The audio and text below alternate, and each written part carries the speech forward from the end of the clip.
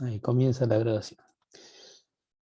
Bueno, buenas tardes a todos. Aquí estamos en una nueva clase de aprendizaje automático y como habíamos quedado, hoy vamos a ver un repaso de estadística y vamos a ver cómo, un repaso de estadística que empezamos con, va a ser todo básico en realidad, estadística básica, pero que la vamos a usar todos estos conceptos. Y vamos a ver hacia el final. Vamos a terminar con regresión múltiple y regresión logística, que ese va a ser nuestra conexión con el resto de la materia. Entonces, yo les mandé un librito que escribí hace bastante, que si bien habría que actualizarlo, vamos a ver si próximamente lo hacemos, para los efectos de este repaso es suficiente. De todas formas, en el notebook que les mandé, este que estoy presentando aquí, hay algunas cosas nuevas con respecto al librito.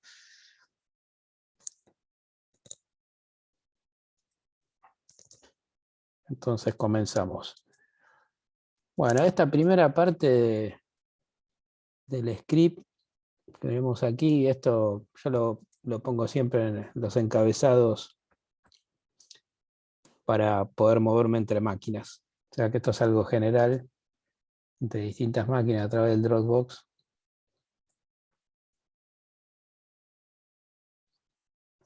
Y entonces vamos a empezar con estadística descriptiva. Aquí lo que tenemos es, todos están familiarizados con R, ¿estamos bien con R? Aquí lo que tenemos es, estamos generando un array, edad, y la llenamos con una cantidad de números, y luego lo vemos, y luego calculamos algunos parámetros de ese conjunto de datos, como por ejemplo la longitud, la media y el desvío estándar. Entonces, conceptualmente, así empezando ya con el repaso, nosotros tenemos parámetros que se denominan de medida central y de dispersión de cualquier conjunto de datos. Los más comunes son, para la medida central, la media, y para la dispersión, el desvío estándar.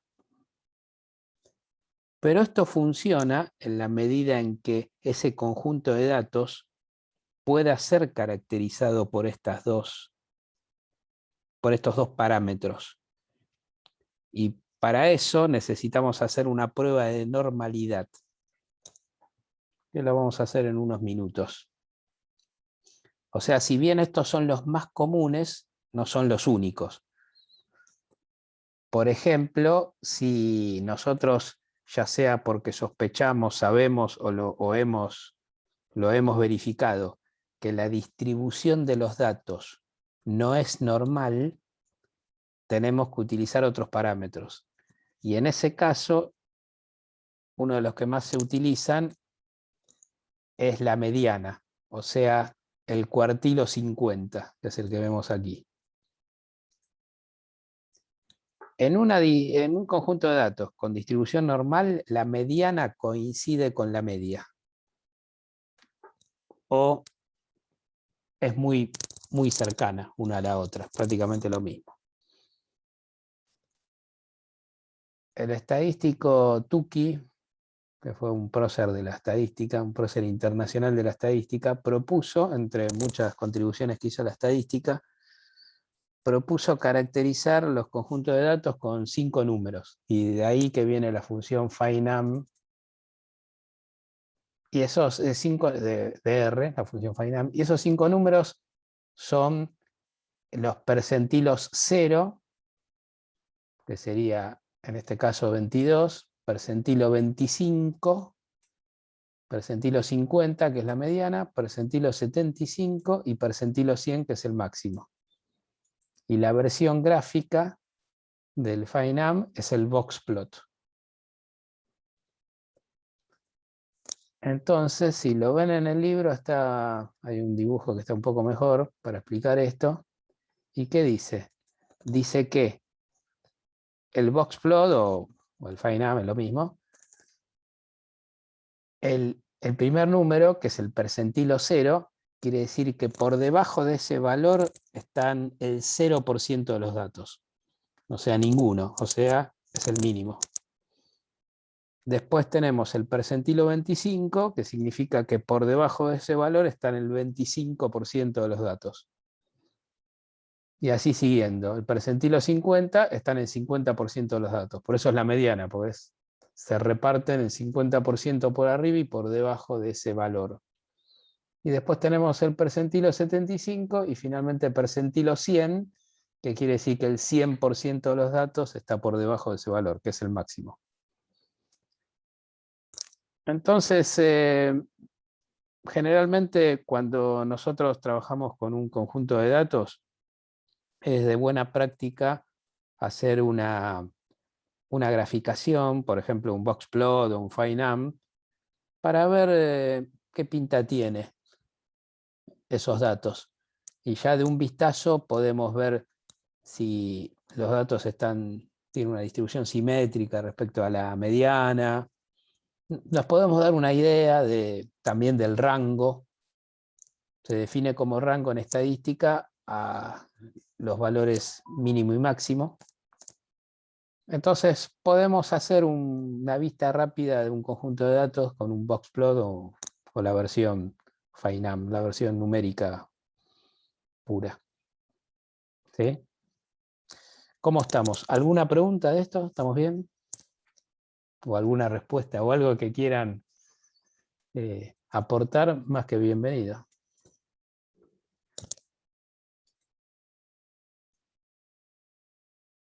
Bien, seguimos entonces.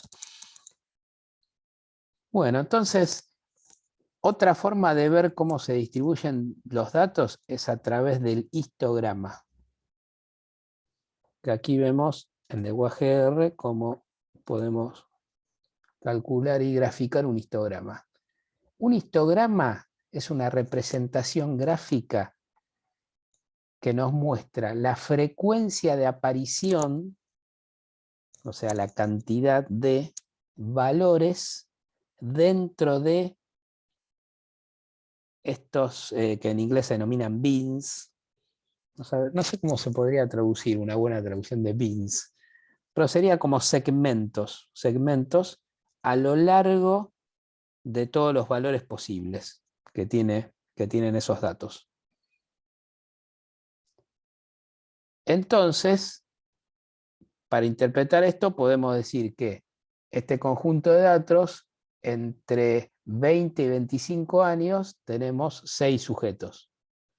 Entre 25 y 30 tenemos 8. Entre 30 y 35 también tenemos 8. Y así siguiendo. Y es interesante cómo estamos hablando siempre del mismo conjunto de datos. Y como ven, es otra forma de graficar la distribución y no parece tan simétrico cuando vemos el histograma. ¿Sí? Entonces, la moraleja que podemos decir es que siempre podemos calcular la media y el desvío estándar. Siempre. O sea, en cualquier conjunto de datos nosotros lo obtenemos, calculamos la media y el desvío estándar, pero eso no significa nada, porque no significa que estemos haciendo las cosas bien o que eso sea realmente una representación, una caracterización de los datos. Entonces, en realidad tendríamos que empezar por el boxplot y o el histograma, que son representaciones que nos van a mostrar mucho mejor cómo se distribuyen los datos, y a partir de ahí podemos tomar una mejor decisión de cómo caracterizarlos.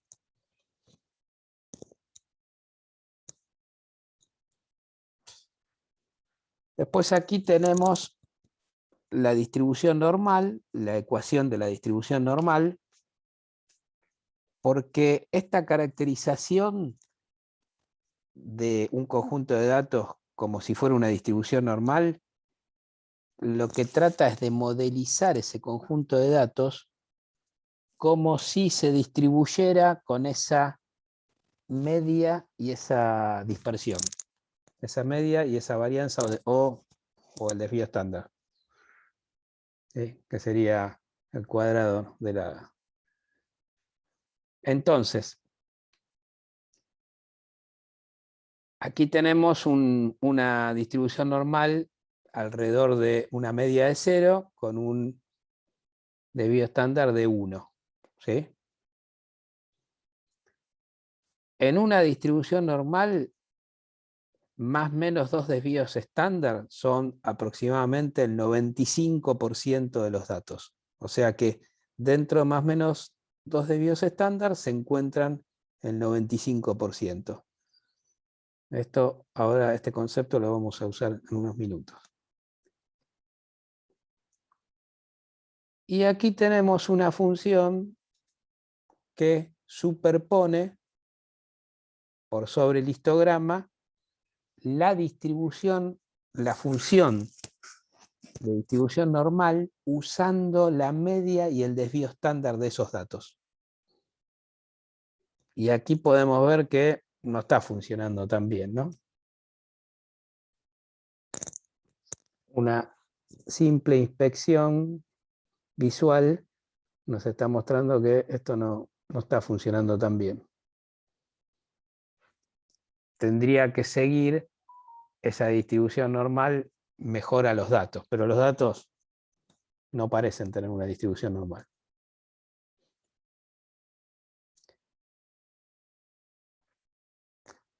Y ahora lo que tenemos aquí es cómo podemos generar con la función rnorm, que es una función de R que genera números aleatorios con distribución normal, cómo podemos generar, por ejemplo, ruido 10, que sería 10 valores aleatorios, luego 50, luego 500 y luego 1000. Y graficamos el histograma. Entonces aquí vemos cómo a medida que tenemos más cantidad de muestras, va mejorando la distribución, se va haciendo más normal. De aquí viene un concepto que se utilizaba en estadística hace muchos años. Perdón, voy a cerrar la puerta.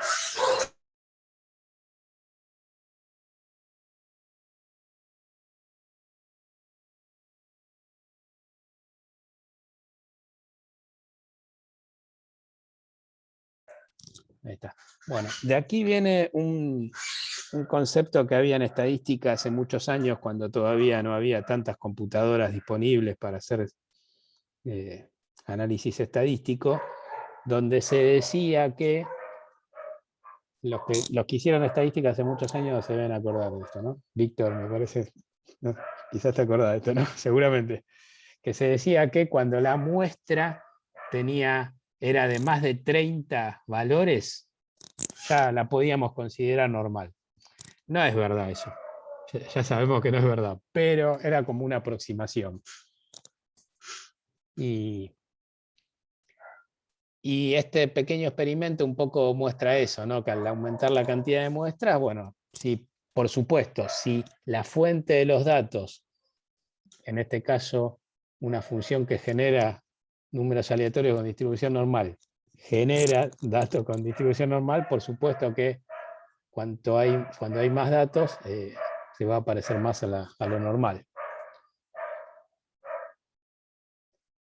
Y luego aquí tenemos los mismos histogramas, pero superpuestos las distribuciones normales. Y aquí se ve cómo va mejorando a medida que tenemos más muestras.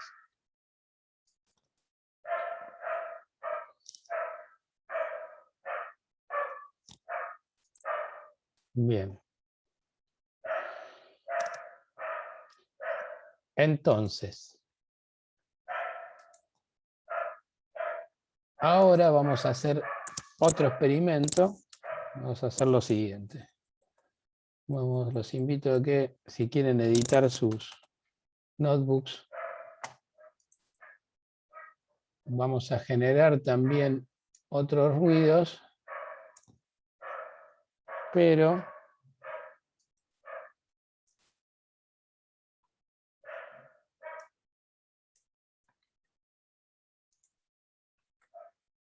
con una función de R que se llama runif. runif. Marcelo, Sí. cuando quise abrir el notebook en Jupyter, me salió que me pedí un kernel de vinculación con R. Y ahí, la verdad, Tenés que tener, claro, tenés que tener en esa máquina. tengo que tener R instalado. Sí, pero no solamente eso, sino que tenés que hacer también, hay un procedimiento que para vincular, para que Jupyter pueda usar el R. Tenés que instalar dentro de R unas librerías. Después lo voy a Entonces, poner problema. Sí, sí, sí. Listo. Yo, a lo mejor le surgió otro también, pero bueno, gracias. sí, perdón. Yo les avisé, claro, me parece que no, me olvidé de avisarte a vos, pero les había avisado a los alumnos por el grupo de Telegram, ¿no? Hace 2, 3 días atrás que íbamos a... ¿Les llegó, no? Mi aviso. Sí, sí, yo. Buenísimo. Y todos pudieron...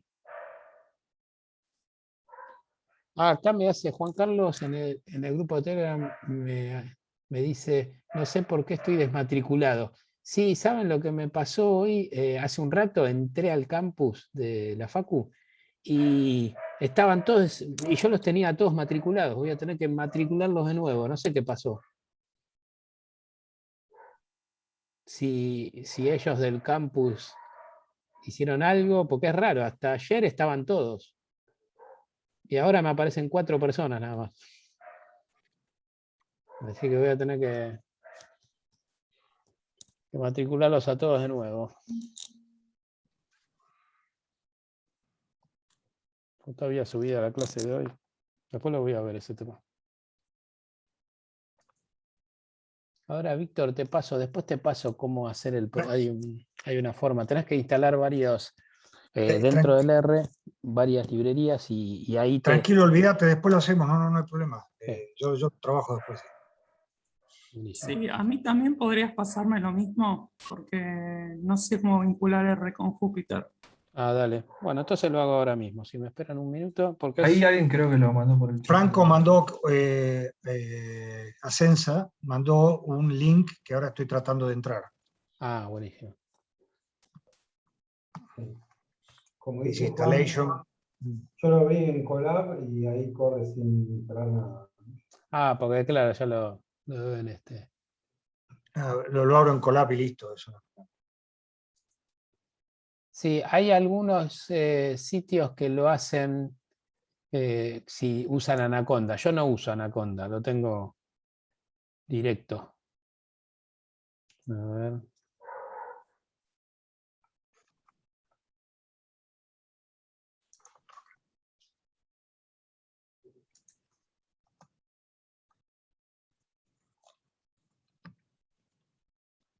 Acá encontré uno. Lo voy a pasar por él.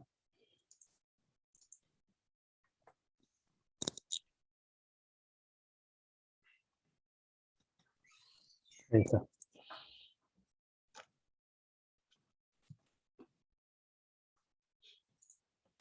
Bien. Bueno, seguimos entonces.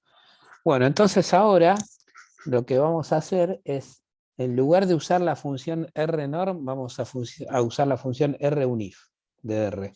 runif genera también números aleatorios, pero con distribución uniforme. Y aquí vemos qué pinta tiene. ¿Se ve? La distribución uniforme, obviamente, no es normal. Entonces, lo que está haciendo, en el mejor de los casos, sería darle la misma probabilidad de aparición a cualquier valor dentro del rango. Por eso es uniforme. Entonces, también aquí podemos ver cómo mejora la simulación a medida que, ¿sí?, tenemos más cantidad de muestras. O sea, idealmente tendría que ser todos la misma cantidad, la misma frecuencia de aparición.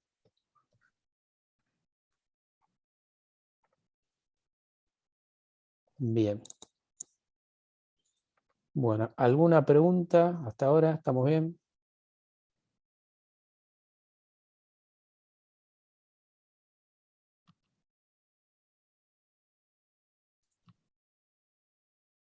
Bueno, entonces ahora vamos a ver,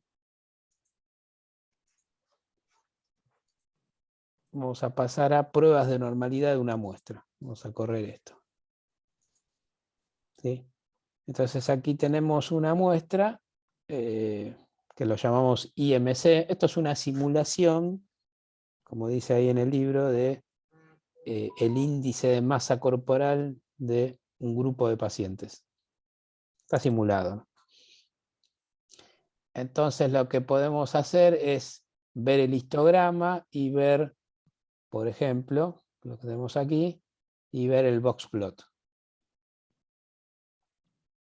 Y luego lo vemos numéricamente, el box plot, que lo vemos aquí. ¿Sí? Y ahora vamos a utilizar dos funciones que son pruebas de normalidad. Una es la prueba de Shapiro,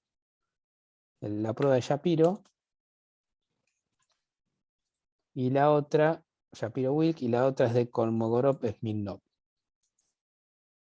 ¿Sí? Entonces, Shapiro-Wilk, ¿qué hace la prueba de Shapiro-Wilk?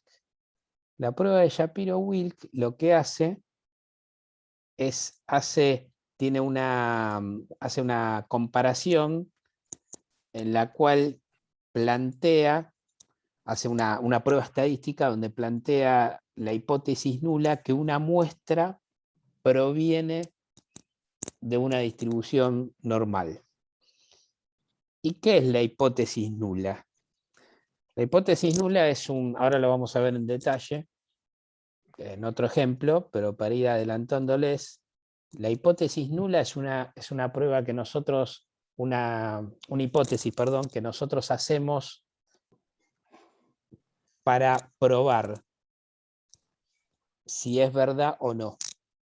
Pero curiosamente el método estadístico, si nosotros queremos probar que algo es distinto, en realidad la hipótesis nula prueba que es igual. Entonces lo que buscamos es descartar la hipótesis nula. O sea, nuestra hipótesis nula es, en este caso, aplicado a esta prueba, sería que el conjunto de datos proviene de una distribución normal. Entonces, si la queremos rechazar, descartar,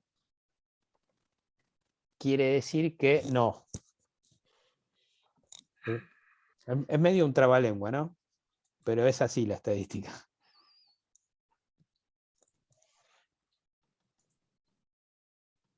Entonces, lo que estamos haciendo acá es viendo, como dice acá, ahora estoy buscando,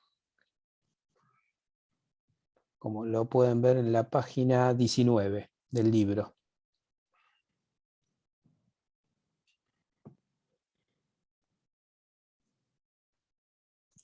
Entonces, la idea normalmente es buscar rechazar la hipótesis nula, pero en este caso de la prueba de Shapiro-Wilk, la queremos aceptar, porque nosotros estamos diciendo, nuestra hipótesis nula es que ese conjunto de datos proviene de una distribución normal. ¿Sí? Entonces, si la P es mayor que 0.05, la probabilidad que es el resultado de ese test de Shapiro-Wilk, como dice en la página 20 del librito, ¿sí? Un valor de probabilidad mayor o igual a 0.05 indicaría que no hay prueba suficiente para rechazar la normalidad de la variable. O sea que aceptamos que es distribución normal. ¿Sí? Y lo que tenemos aquí es que el valor de P es de 0.47, 0.48. O sea, podemos decir que es normal. ¿Sí? Y otra prueba muy utilizada es la de Kolmogorov-Smirnov. Pero la verdad, con una sola prueba es más que suficiente. Y la de Shapiro-Wilk es la más popular por lejos. La diferencia está en que la de Kolmogorov-Smirnov hace una prueba contra una distribución normal, contra otra distribución normal. En cambio, esa sería la gran diferencia entre las dos. Que una asume que proviene y la otra realmente hace una prueba contra otra distribución.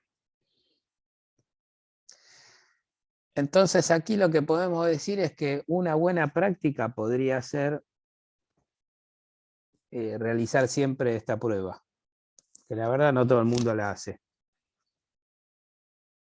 Generalmente en la práctica con la visualización, con la inspección visual, es suficiente.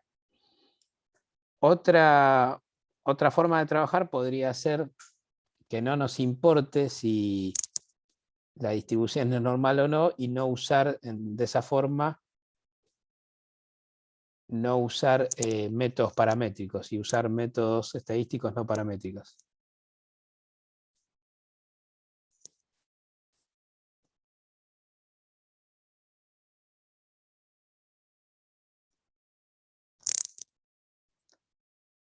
Bien, ¿alguna pregunta de esto?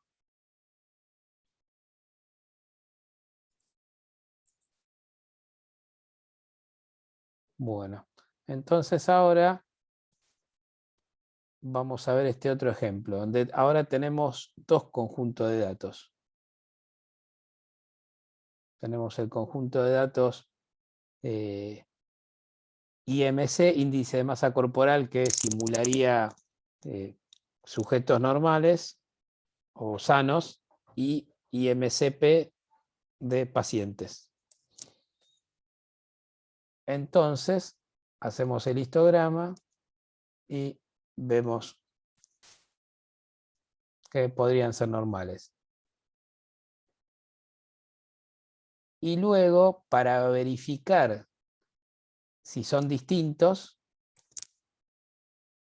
podemos hacer, por ejemplo, el test de T, o la prueba del estudiante, como se dice en español, el t-test.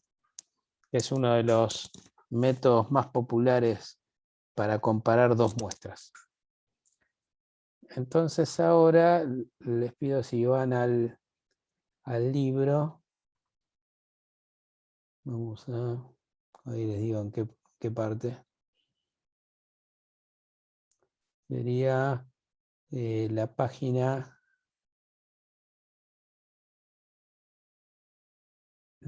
17.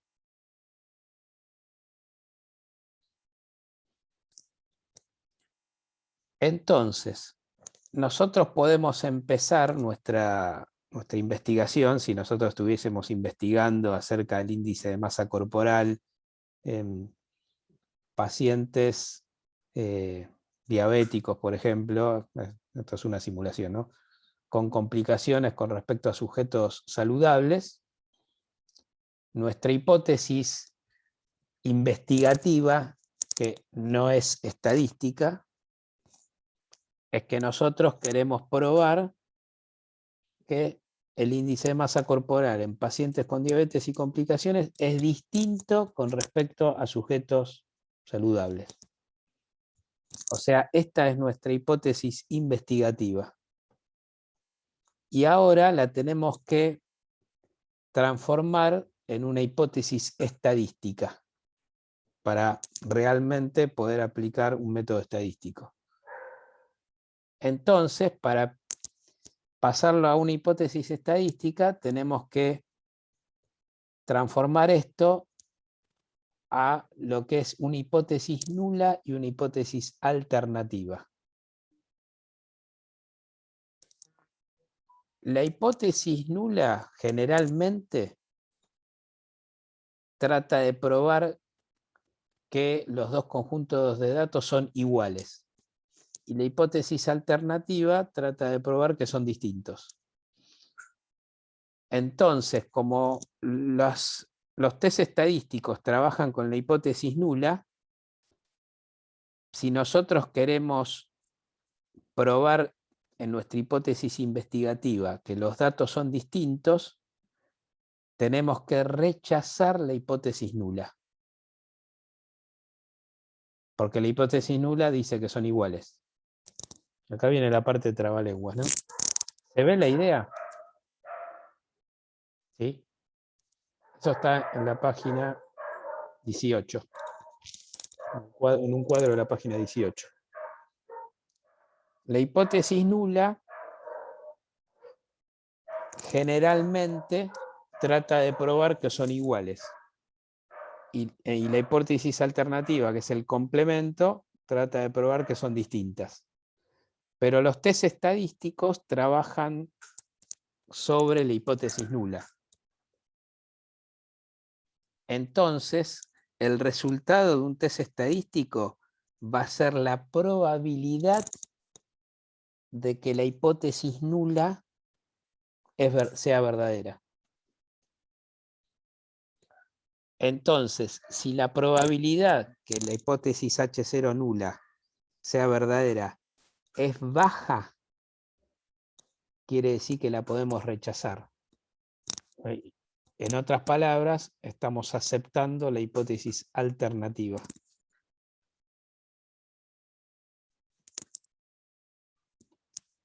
¿Sí? ¿Se ve la idea? ¿Alguna pregunta? ¿Estamos bien?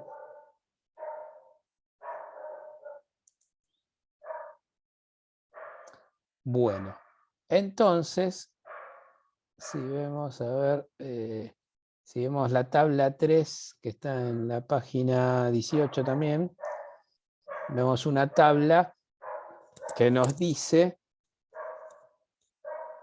los errores que cometemos según la situación que se da cuando hacemos una prueba estadística. Entonces, en el caso que la hipótesis nula sea verdadera y no la rechazamos, es la decisión correcta.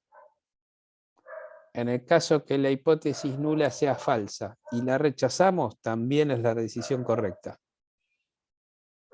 Pero se puede dar la situación que en realidad es la duda. ¿La duda cuál es? La duda es que la rechacemos porque dio una P chica, pero que sea verdadera. O sea, la situación de hipótesis nula verdadera y hipótesis nula rechazada, esa es la gran duda de cualquier test estadístico.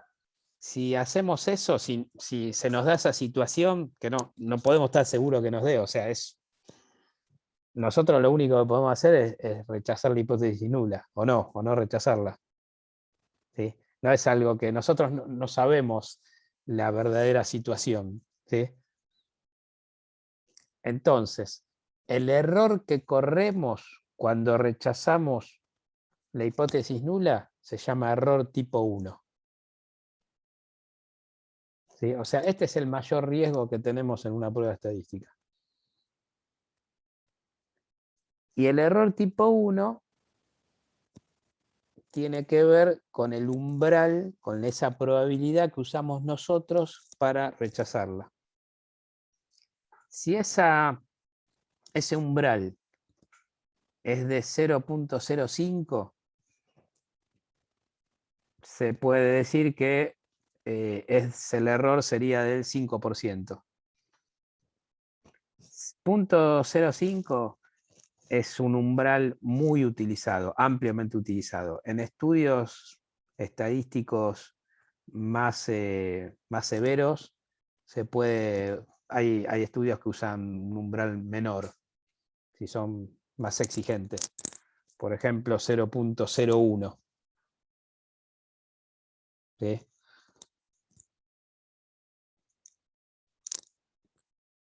Y por otro lado, tenemos otra situación posible, que es la del error tipo 2, que se da cuando la hipótesis nula es falsa y nosotros no la rechazamos. El problema con el error tipo 2, que tiene que ver con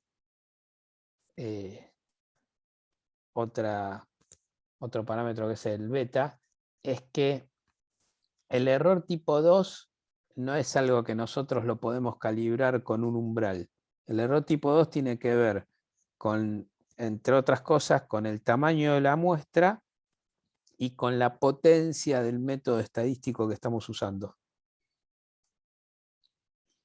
Mayor tamaño de las muestras ayudan a que el error tipo 2 sea menor.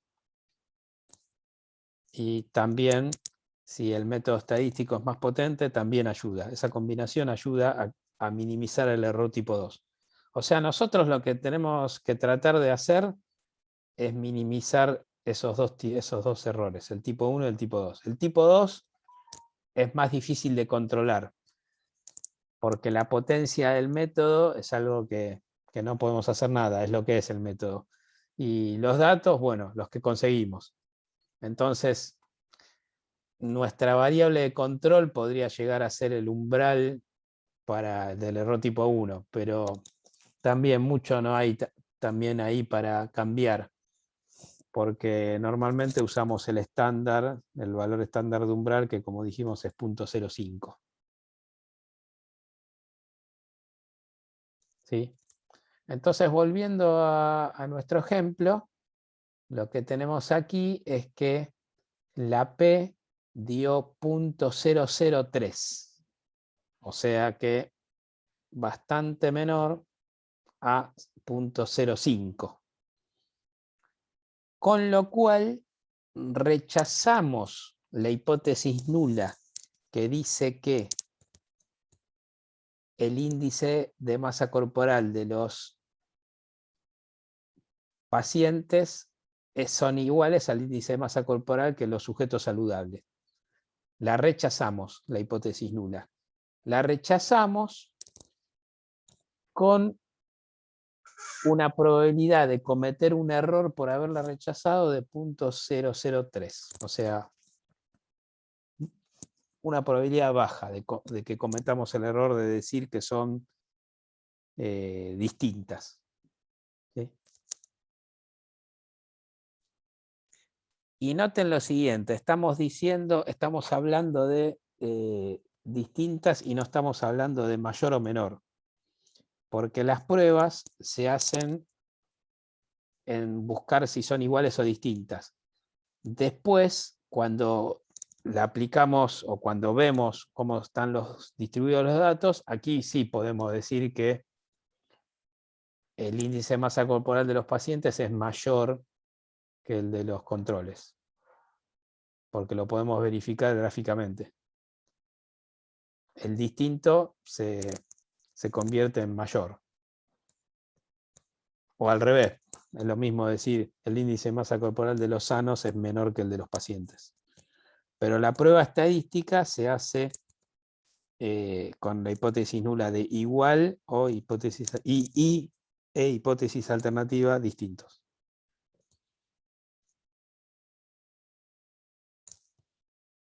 Bueno, ¿alguna pregunta? ¿Estamos bien? ¿Sí? ¿O alguna respuesta? Marcelo, Sí, Víctor, por favor.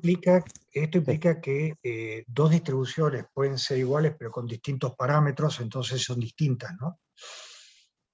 Sí. Tenga las dos una distribución normal pero con distinto valor medio y desvío estándar, son distintas.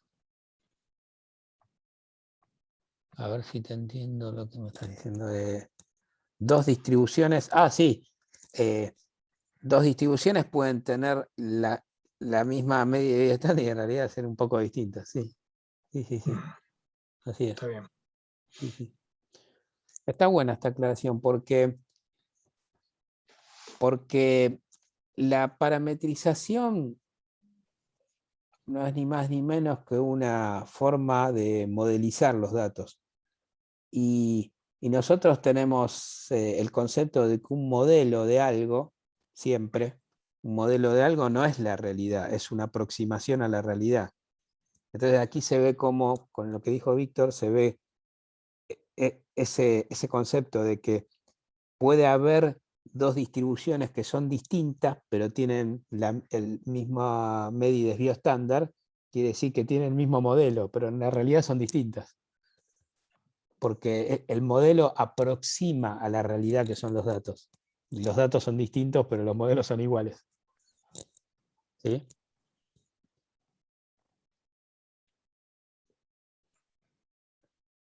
Bueno, seguimos entonces. ¿Puedo hacer una pregunta? Sí, por favor, adelante.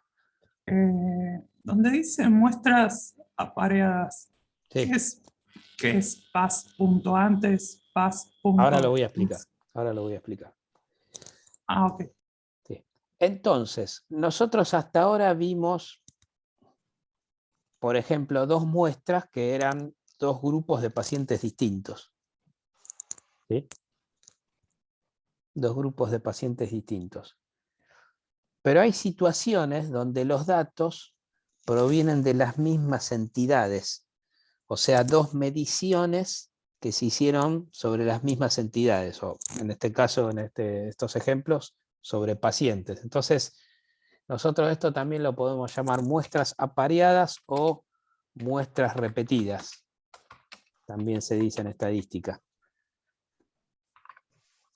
Entonces, tenemos esta sería una simulación de la presión arterial sistólica. ¿Vieron cuando nos tomamos la presión arterial que nos dan dos valores que dice tenés 12, 8?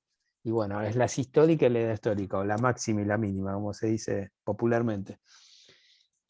Entonces, si nosotros queremos, por ejemplo, probar un tratamiento, una pastilla contra la hipertensión arterial, por ejemplo, en un grupo de pacientes, les podemos medir antes y después que tomaron la pastilla. ¿Sí? Entonces, el primer paciente antes de tomar la pastilla tenía 160 milímetros de mercurio, sería 16, digamos, pero en realidad es 160. Y después que tomó la pastilla, le bajó a 139. ¿Sí? El segundo paciente tenía 155, después que tomó la pastilla, unas horas después, esperamos para que le haga efecto, le bajó a 135.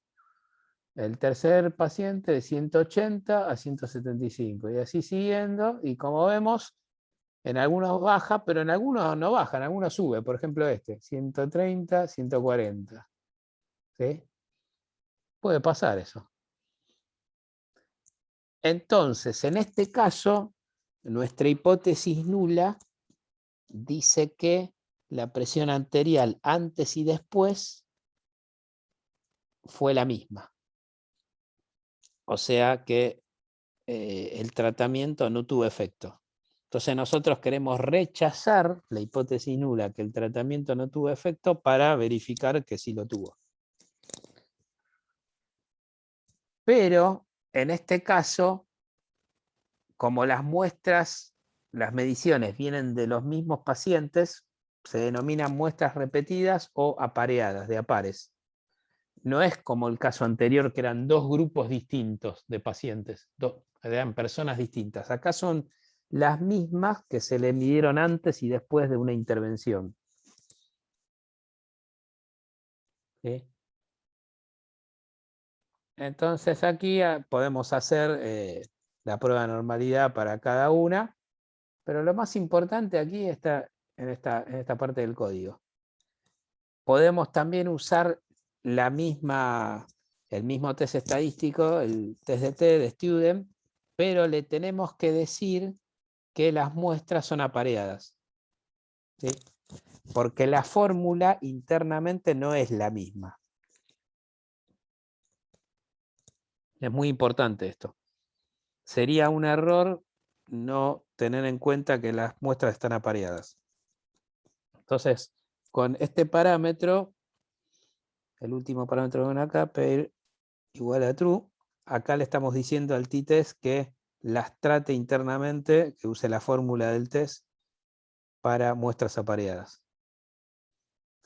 Y también... Sí, adelante, por favor. Porque no había escuchado esto de que hay una diferencia en la fórmula. Conceptualmente, ¿qué es lo distinto del test? Si se puede resumir en algo o hay que ver la fórmula. La fórmula está por todos lados, la podés Ok. conseguir por todos lados, pero es importante el concepto aquí, que el concepto es que los datos provienen de las mismas entidades, en este caso personas. Entonces hay que tener en cuenta esa situación. Por eso se llama muestra repetida. Porque no es que la presión arterial PAS antes son un grupo de pacientes y PAS después son otro grupo de pacientes. Porque siguiendo con el ejemplo con este ejemplo didáctico de que nosotros a este grupo de pacientes les damos una pastilla contra la hipertensión arterial para que le baje la presión. Entonces son los mismos, no es que medimos a un grupo y después al otro que le dimos la pastilla. No tenemos forma de comparar eso. ¿Se ve la idea? Claro. Tenemos que hacerlo con el mismo. Claro. Entonces, la prueba estadística tiene que tener en cuenta eso. No es la misma fórmula. ¿Sí? ¿Se ve la idea? Sí, se ve. Buenísimo. Entonces, ¿cuánto nos dio? Nos dio una P de 0.003. Redondeo. Entonces, esta P es menor que 0.05, con lo cual rechazamos la hipótesis nula que dice que la presión arterial después de haber tomado la pastilla fue la misma que la que tenía antes. La rechazamos, o sea que aceptamos la hipótesis alternativa de que eran distintas, asumiendo esta probabilidad de error, que es baja, bastante baja. Entonces, si nosotros queremos gráficamente representar esos datos, lo más correcto es hacer un tipo de gráfico así. No hacer, por ejemplo, el que hicimos antes, algo así como esto.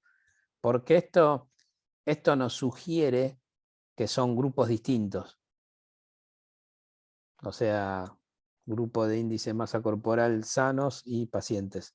En cambio acá, este tipo de gráfico nos muestra cómo cada paciente tuvo un valor antes y después. Y aquí es donde podemos ver que a algunos no les bajó, ¿sí? La presión arterial. En este caso inclusive le subió bastante.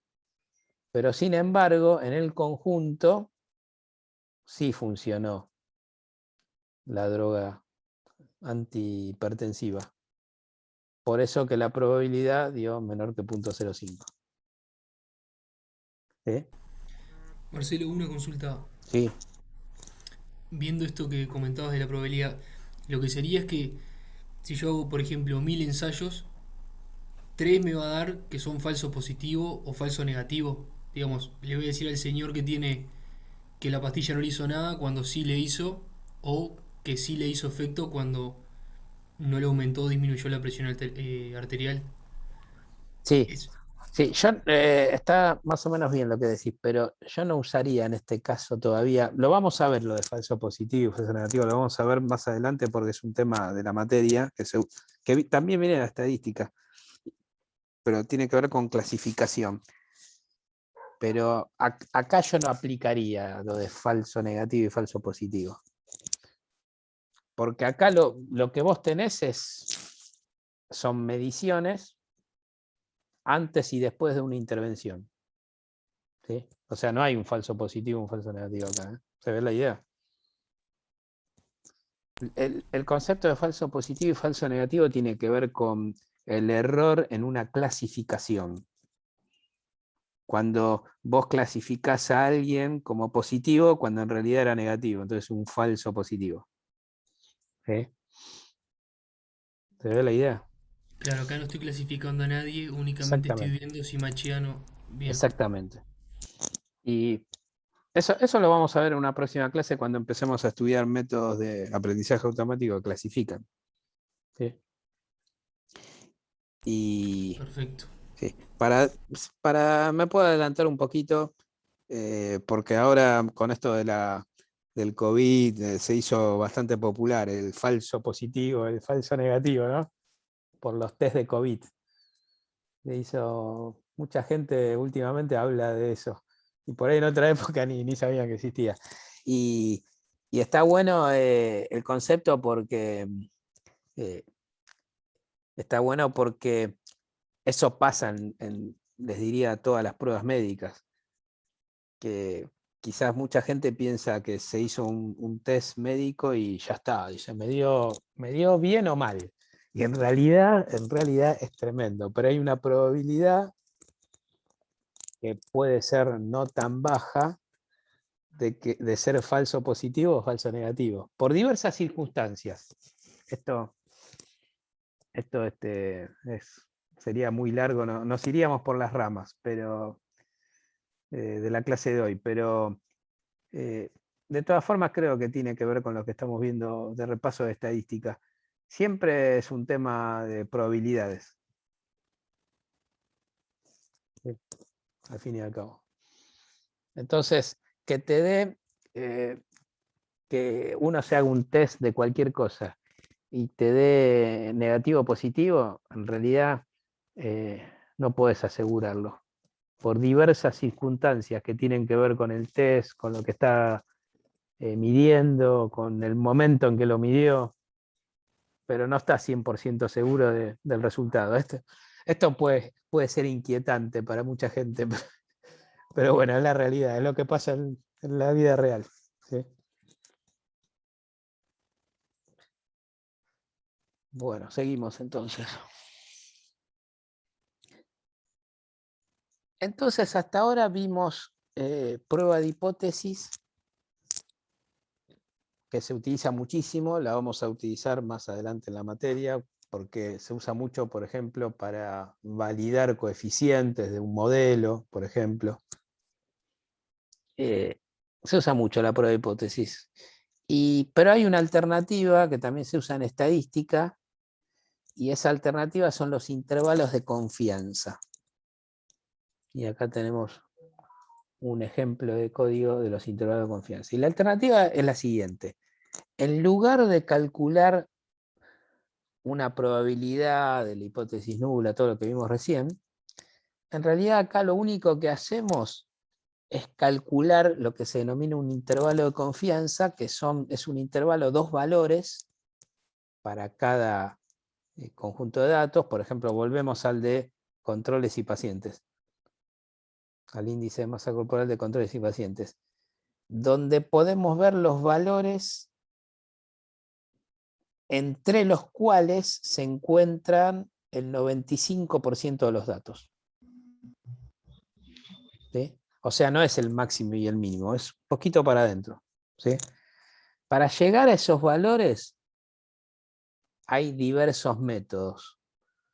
No hay una única forma de hacerlo. Acá el que les muestro en este ejemplo es asumiendo que los datos se los modeliza con una distribución T, por ejemplo, pero se puede hacer con otro tipo de distribuciones. Esto también es, digamos, debatible. ¿Sí? Esto también es debatible. Cómo modelizarlo, porque no deja de ser también una modelización, asumir que los datos están distribuidos de una forma o de otra. Y más allá de eso, que bueno, que alguien puede decir y está correcto o no es tan correcto, la aplicación de este método, de esta alternativa es la siguiente. Si esos intervalos no se superponen, quiere decir que los conjuntos de datos son distintos. Y entonces es el equivalente a una P menor que 0.05. La no superposición de los intervalos, como en este caso. ¿Sí? ¿Se ve la idea? O sea que la comprobación es hasta gráfica. Entonces acá no hay hipótesis. Acá directamente nosotros decimos los intervalos de confianza no se superponen, por lo tanto son distintos. Y distintos de tal forma que el índice de masa corporal de los pacientes es mayor que el de los controles. Y no hay P acá. Simplemente se dice que los intervalos de confianza no se superponen y son distintos. ¿Sí? ¿Se ve la idea? Una pregunta. Sí. Creo que entiendo la idea, pero ¿cómo están definidos esos intervalos? O sea, ¿qué representan? Y esos intervalos, como dije recién, es un intervalo, dos valores, dentro de los cuales están el 95% de los datos. Ah, ok. Gracias. ¿Y cómo es la conexión con la P.05? Y es de la siguiente forma. Si nosotros tenemos un intervalo de confianza al 95%, quiere decir que del lado del mínimo del intervalo de confianza, cerca va a estar el mínimo de los datos. Y por debajo. Y por arriba del máximo del intervalo de confianza va a estar el máximo. Y esos dos pequeños segmentos, si el intervalo de confianza es de 95 y el rango, o sea, el mínimo y el máximo, 100%, quiere decir que va a haber aproximadamente 2.5 de cada lado. ¿Sí? ¿Se ve la idea? Entonces la no superposición quiere decir que están por afuera de ese 2.5%, que es la mitad de 0.05.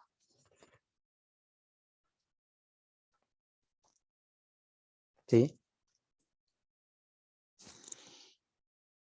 Ahí está la conexión entre los dos métodos. Bueno, la gran diferencia es que aquí no hablamos de probabilidades. No hay hipótesis nula, no hay hipótesis alternativa y tampoco probabilidades. Simplemente verificar la superposición. Esto se usa mucho cuando hay comparaciones múltiples. Que, bueno, no lo vamos a ver hoy eso, pero cuando tenemos más de dos grupos. Eso lo podemos ver en una próxima clase. Cuando lo necesitemos. Pero en ese caso, este método es más interesante que usar una P. Porque si en lugar de dos grupos tuviésemos 3, 4, 5 grupos, en realidad lo más recomendable es hacer comparaciones de a pares. Y cada una va a tener su P. O la otra es graficar todos los intervalos de confianza de todos los conjuntos de datos y ver cuáles se superponen y cuáles no. ¿Sí?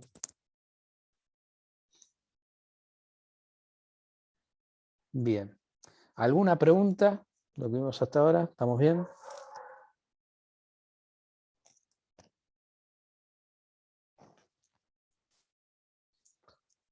Bueno, ahora vamos a pasar a otro tema, regresión y correlación.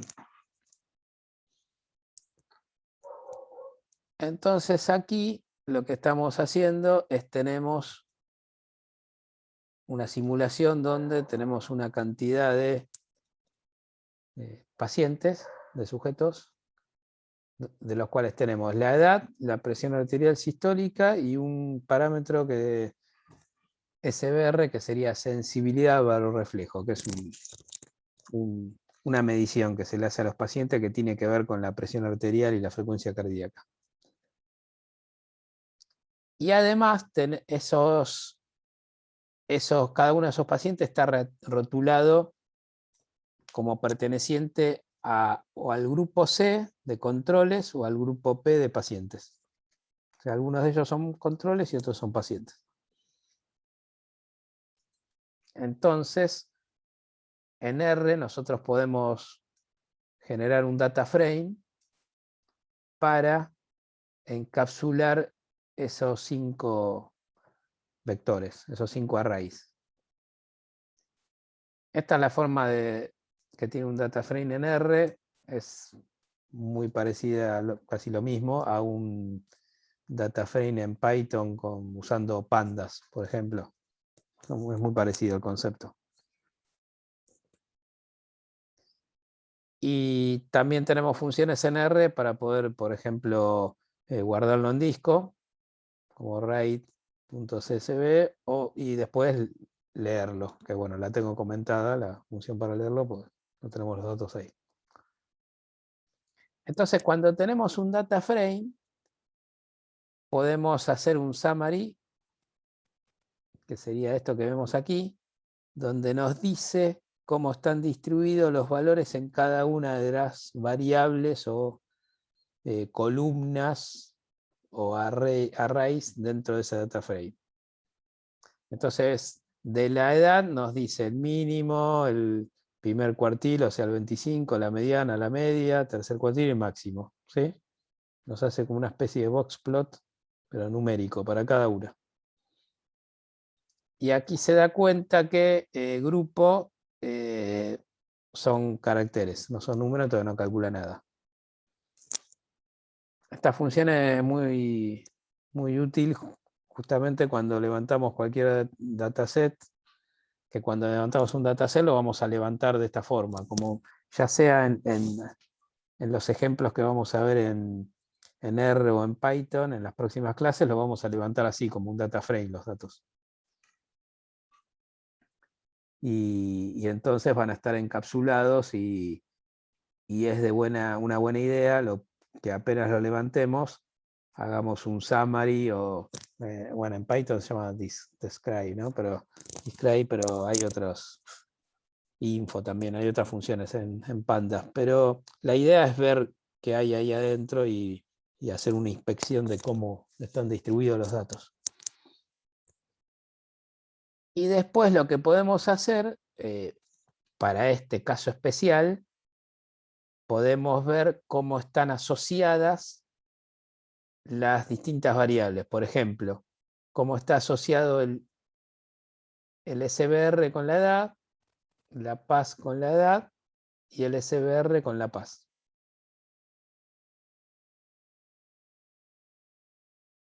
Entonces, ¿qué es el análisis de regresión? El análisis de regresión es un análisis que lo que busca es ver cómo está asociada una variable dependiente con una o más variables independientes. O sea, cómo depende una variable de una o de más de unas otras variables, que son las independientes. Este concepto de variable dependiente y variables independientes lo vimos en la clase anterior, ¿se acuerdan? Cuando vimos cómo los métodos estadísticos se iban transformados en métodos de aprendizaje automático, que seguían esa misma forma, cuando el método era supervisado. ¿Sí? Lo vimos en la clase introductoria, y ahora ya de a poco vamos a ir metiéndonos en cómo se calcula todo esto en distintos modelos, y en aprendizaje automático, ¿no? Entonces, en el cuadro A, nosotros tenemos SBR en la ordenada y edad en abscisa. Y normalmente lo más común es que la variable que ponemos en ordenada es la variable dependiente. Esa sería la forma más común de representar esto. Si no es así, hay que aclararlo. Pero si nosotros lo vemos acá, estos gráficos sugieren que la sensibilidad de barorreflejo SBR depende de la edad. Que la presión arterial depende de la edad y que la sensibilidad de barorreflejo depende de la presión arterial. En este caso, si nosotros no sabemos nada no supiéramos nada de SBR y ni tampoco lo que es la edad de una persona, vamos a ponerlo en estos términos. ¿Qué es edad? Y es algo que se le mide a la gente, vamos a decir. Esto lo aceptamos tranquilamente, ¿sí? Y como les dije recién, esta forma de graficarlo asume que nosotros decimos que SBR depende de la edad.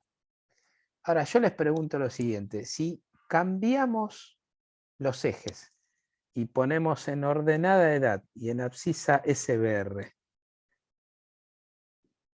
¿qué les parece eso?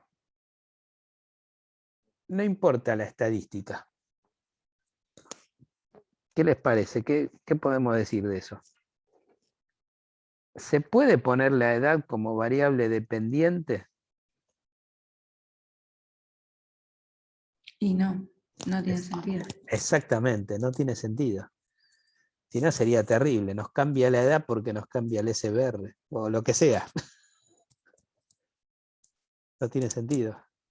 Inexorablemente la edad va a tener que ver con la fecha en que nacimos. Así es. Esto que, bueno, lo que estoy diciendo es bastante obvio, ¿no? Es una, digamos, estamos por el absurdo, ¿no? Pero sin embargo, a veces no es tan obvio cuando analizamos otros tipos de datos. Por eso que antes de hacer cualquier cálculo estadístico o aplicar cualquier método de aprendizaje automático, de lo que sea, es muy importante tener en cuenta esto, tener en cuenta, como dijeron por ahí hoy, que no tiene sentido, tiene sentido. Es muy importante eso. Porque a partir de ahí todo el análisis va a estar bien hecho o no, o va a ser nada. Y por supuesto las conclusiones no van a tener sentido tampoco. ¿Sí? Entonces esto nos lleva también a decir que es muy importante saber acerca de lo que estamos trabajando. Por eso podemos decir que la ciencia de datos en su forma, digamos, aplicada, no es solamente nos llegan datos y los procesamos y brindamos resultados.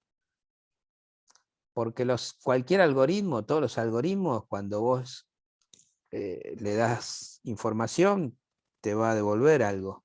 Pero ese algo que devuelve tiene sentido, se puede interpretar, es un resultado que nos sirve para sacar conclusiones o para resolver problemas.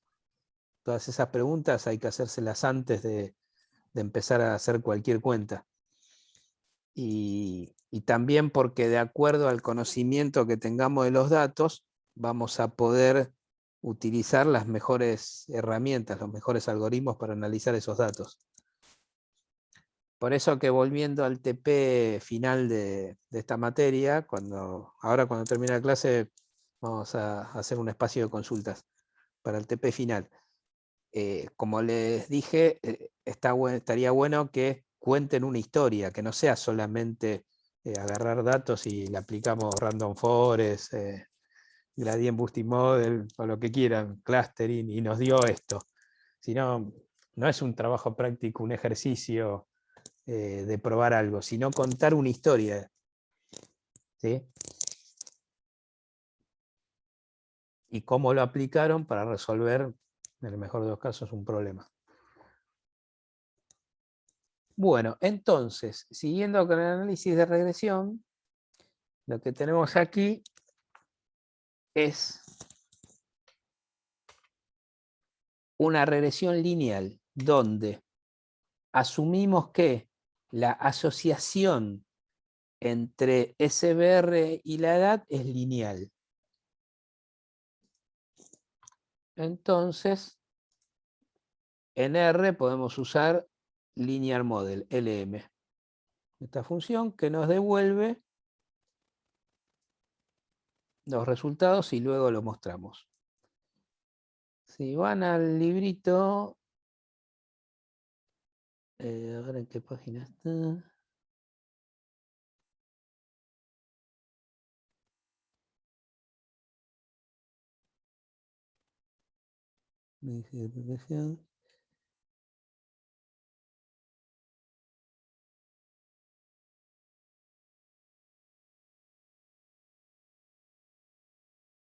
Está en la página 40, la ecuación 1, al final de la página 40. ¿Qué dice ahí? Dice que en un análisis de regresión simple tenemos Y mayúscula, que es la variable dependiente, y esa variable dependiente depende de X.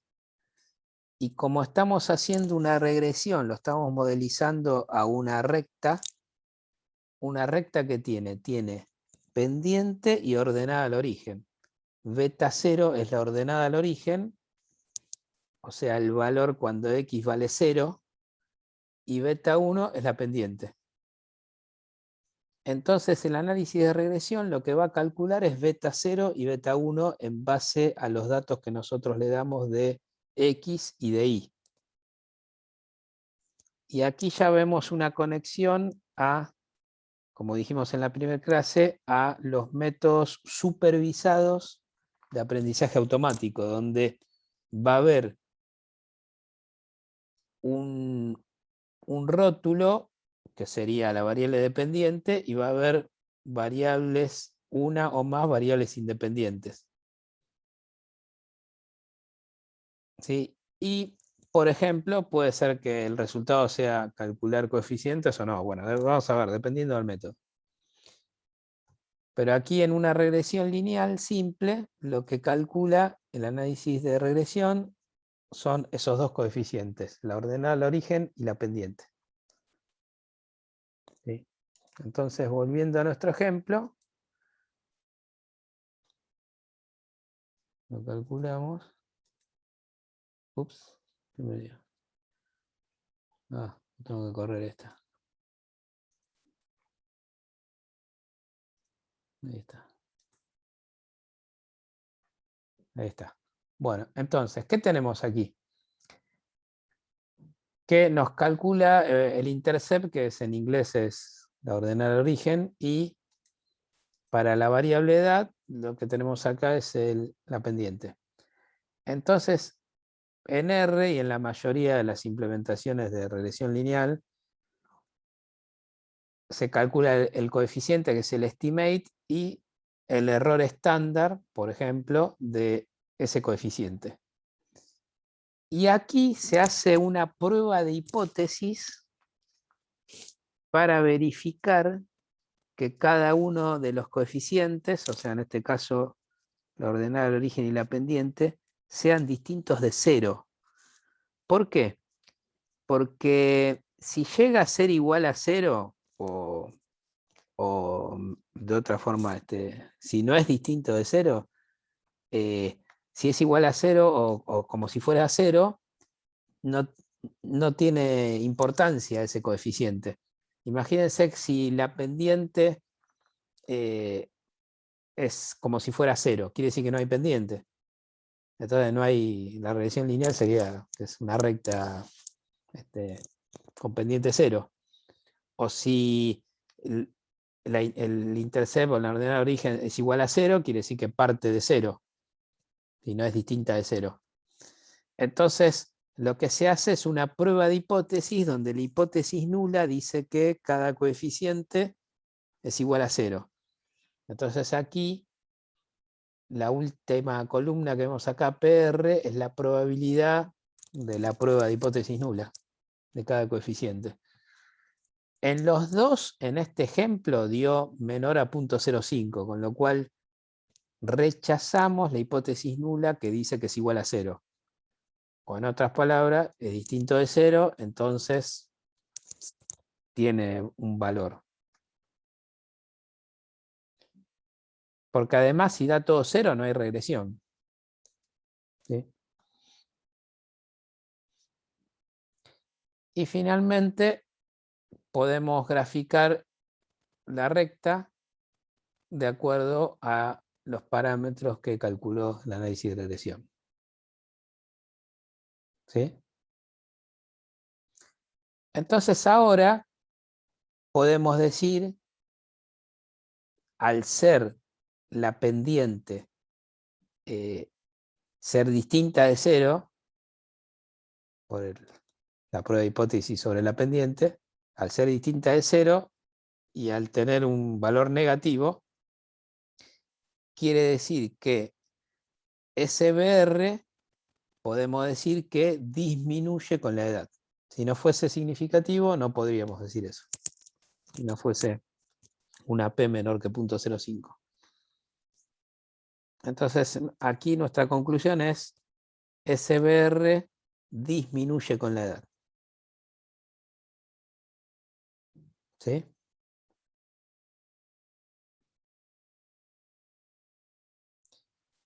Pero ¿qué pasa? Otra forma de ver esto es usar el análisis de regresión como un predictor. Entonces, nosotros podríamos llegar a predecir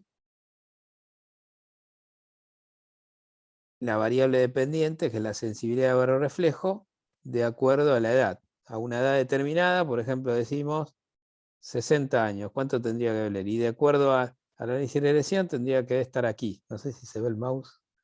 ¿Estoy moviendo el mouse? Se ve, se ve, se ve. ¿Se ve? Ah, gracias. Bueno, sobre la línea tendría que tener este valor. Pero ¿qué pasa? Experimentalmente no tenía ese valor, tenía un valor menor. Entonces, esta diferencia respecto al valor real y al valor predecido, esta diferencia se denomina residuo. Entonces podemos calcular los residuos, que son todas las diferencias entre todos los valores reales y los valores predecidos por el modelo estadístico, que en este caso es un análisis de regresión lineal. Entonces, podemos graficar cómo son esos residuos y aquí los vemos. ¿Sí? Idealmente tendría que ser lo más chico posible, ¿no?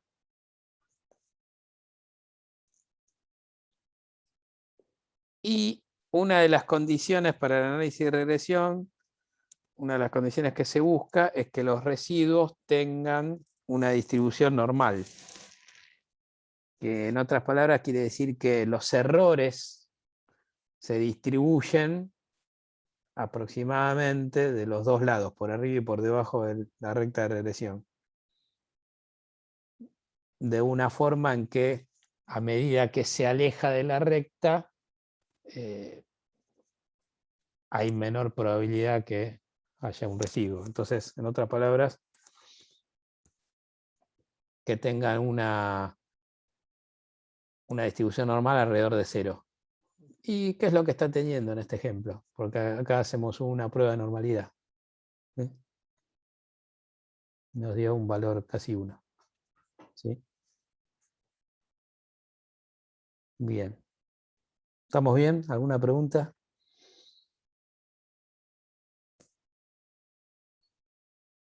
Bueno, seguimos entonces. Entonces ahora hacemos algo similar, pero con la presión arterial. Y en este caso, ¿qué nos da? Nos da que tanto la ordenada de origen como la pendiente también tiene una P mucho menor que 0.05, con lo cual rechazamos la hipótesis nula que son igual a 0 y validamos que son distintas de 0 y que entonces le damos sentido. Y en este caso, en el caso de la presión arterial, dependiendo de la edad, la pendiente es positiva. Quiere decir que la presión arterial se incrementa con la edad. ¿Sí?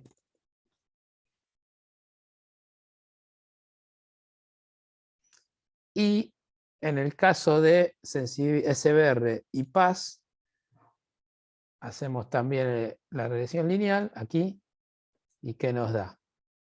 Nos da también que la hipótesis nula, que la P es menor que 0.05, con lo cual rechazamos la hipótesis nula, lo validamos y en este caso la pendiente es negativa. La pendiente negativa quiere decir que SBR disminuye cuando aumenta la presión arterial, independientemente de la edad. Me olvidé decir eso. Porque acá en el modelo estadístico no está la edad. ¿Sí?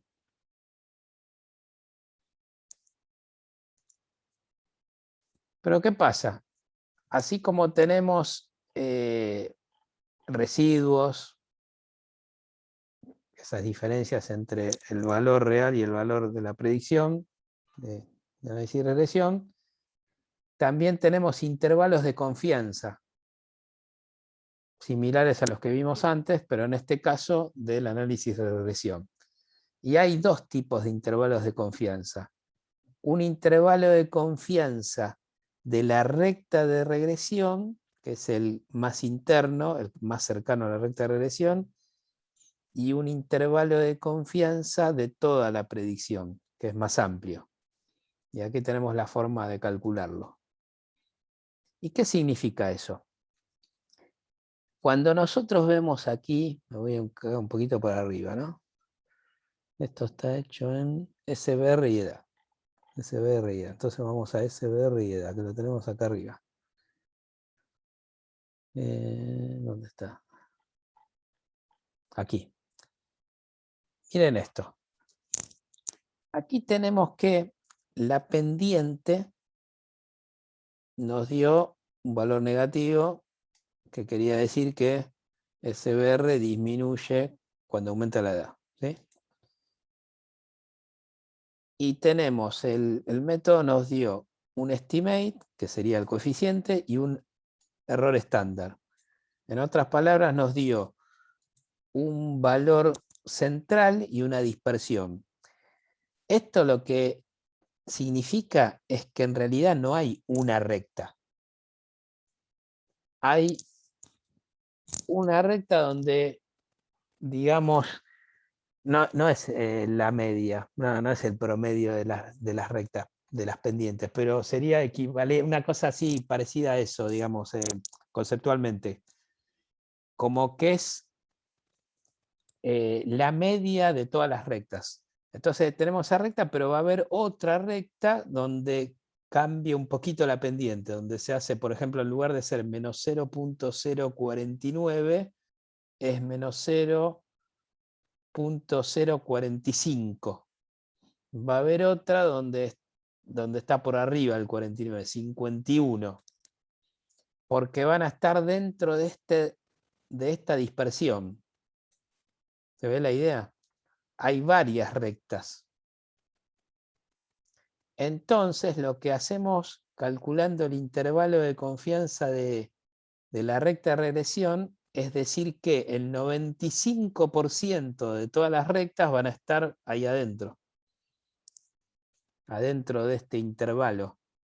Y ahora el intervalo no es un número, no son dos números como eran antes, sino que son un área dentro de la cual puede haber muchas rectas. ¿Se ve la idea? Entonces tenemos una recta, digamos que sería el centro del intervalo de confianza, que es la recta de regresión, y una dispersión alrededor de ese valor. Y tiene esta forma como que se abren los extremos, porque acá puede haber una... A ver si puedo activar el lápiz.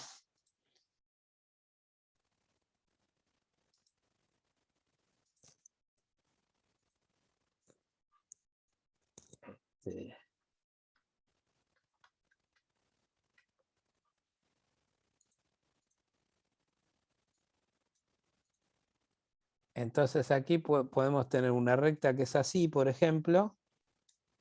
Perdón el pulso. Y otra que es así. ¿Sí? Cambian las pendientes, pero las dos están dentro del intervalo de confianza. ¿Sí? ¿Se ve la idea?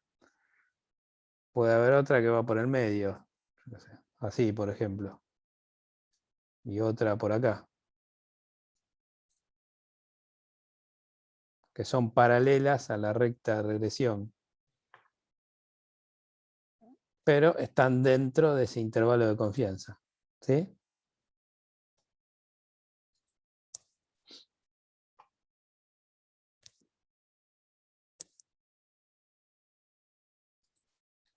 Tengo que borrarlo.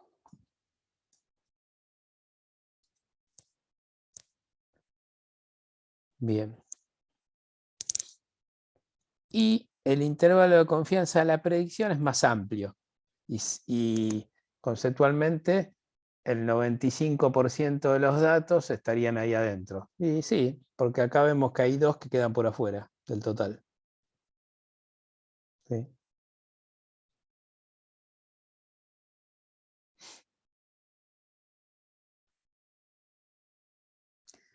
Bueno, ¿alguna pregunta de análisis de regresión? Análisis de regresión es importante porque es nuestra conexión con el resto de la materia. Por eso en parte hacemos este repaso, ¿no? Ahí justamente, Marcelo, como Sí. para sacarme una duda. Sí. Cuando vos decís que tenés una ordenada al origen y una pendiente con un intervalo de confianza de 95%, Sí. te tiene que decir cuánto se desvía de la ordenada al origen para que entre un 95% de los datos arriba y abajo de la recta de regresión, ¿no? Sí. Y bueno, esa dispersión justamente es la que te da, ahora estoy yendo hacia ahí, es la que te da acá estos valores, por ejemplo. Claro. Esta dispersión, que es el que usa la fórmula, el que se usa acá para calcular. ¿Sí? Como ves, mira, usa SX, o sea, lo que le pasamos, lo que viene del análisis de regresión. Y cuando ajustás con alguna otra curva, te da un desvío estándar o un intervalo de confianza para cada uno de los parámetros que intervienen en la curva que la ajustás. Exactamente. Bien. Acá está, da para cada parámetro que calcula, por ejemplo, la ordenada al origen, 88.87, con un error estándar, una dispersión de 2.87. Y En la ese parámetro. pendiente, sí. Y la prueba de hipótesis para cada parámetro. Así es. Bien, ¿alguna otra pregunta? ¿Respuesta? Sí. Yo no entiendo la función donde dice function. ¿Acá? No entiendo, sí. Eso es porque en R podés hacer una función. Yo la llamé reggcom. Pero podés ponerle cualquier nombre. Es una función, la podés poner en cualquier lugar del código en R y a partir de ahí la podés usar. Entonces, esta función en realidad lo que hace es hacer todo, hace el plot y los intervalos de confianza. Le pasás X e Y y nada, y ahí adentro hace todo. ¿Sí? O sea, todo este gráfico lo hizo esa función. Para no escribir el código, no. O sea, nada. En fin, antes habíamos hecho, hace un rato habíamos hecho otra función. ¿Dónde está? Al principio. Acá, por ejemplo. La función que superponía. ¿Ves? Acá hice una función superpone HX para superponer la distribución normal por arriba del histograma. ¿Sí? Es eso. O sea, son funciones hechas por mí.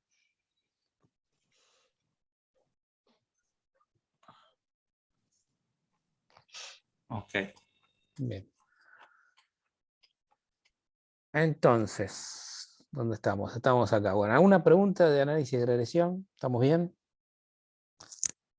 Pasamos a correlación. Entonces, habíamos visto que el análisis de regresión nos muestra cómo están asociadas dos variables de una forma en la cual una es dependiente de la otra. Y la dependencia es algo que se determina antes del análisis de regresión, como vimos. Porque si nosotros tenemos, por ejemplo, presión arterial y edad, claramente la presión arterial depende de la edad, y no al revés, ¿sí? Por lo que vimos antes. Pero también lo que podemos calcular es cómo están asociadas la fuerza de asociación de esas dos variables, cómo la podemos calcular como un solo número. Y ese cálculo de la fuerza de asociación se llama correlación. ¿Sí? Y para la correlación no hay variable dependiente e independiente, hay dos variables. Porque no implica ninguna dependencia el análisis de correlación. ¿Sí? Entonces, en R tenemos la función cor, que nos calcula el coeficiente de correlación, y cor.test, que hace también la prueba de hipótesis de que sea distinto de 0. Hipótesis nula igual a 0, ahora lo vamos a ver. Entonces, la función cor, le pasamos las dos variables y nos dio en este caso menos 0,55. La correlación va entre menos 1 y 1. Y pasa por 0. Entonces, cuando es cercana a 0, quiere decir que la asociación, la fuerza de asociación de esas dos variables es muy baja. Y cuando se acerca al menos 1 o al 1, quiere decir que es más fuerte. Siendo que cuando es 1, quiere decir que cuando aumenta uno, una aumenta la otra. Y cuando está del lado negativo, cuando aumenta una, disminuye la otra. Entonces, como sabemos que cuando aumenta la edad, disminuye, ¿cómo sería acá? Cuando aumenta la edad, disminuye SBR, eso explica por qué da menos 0,55. O sea, si nosotros no hubiésemos hecho el análisis de regresión antes, podríamos haber empezado por hacer el análisis de correlación. Y esto ya nos indica, este valor negativo ya nos indica que cuando aumenta uno, disminuye la otra. No nos dice cuál, pero nos dice que está pasando eso. ¿Sí? No confundir, por favor, análisis del coeficiente de correlación, que es este número, con el R cuadrado, que es el coeficiente de determinación. O sea, este es el R. El coeficiente también se lo denomina R, lo van a ver así en muchos lugares. El nombre es coeficiente de correlación. Y el R cuadrado es el R al cuadrado, o sea, el coeficiente de determinación es el coeficiente de correlación al cuadrado. Y bueno, por supuesto que al elevarlo al cuadrado se pierde el signo. Entonces, el coeficiente de determinación va entre 0 y 1.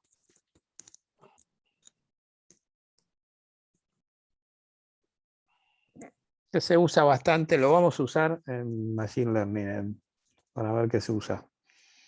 Es una métrica muy importante, muy utilizada, el R cuadrado, que no es ni más ni menos que esto, ¿no? Y a su vez podemos hacer una prueba de hipótesis del coeficiente de correlación. Eso en el libro está... A ver, ¿dónde está?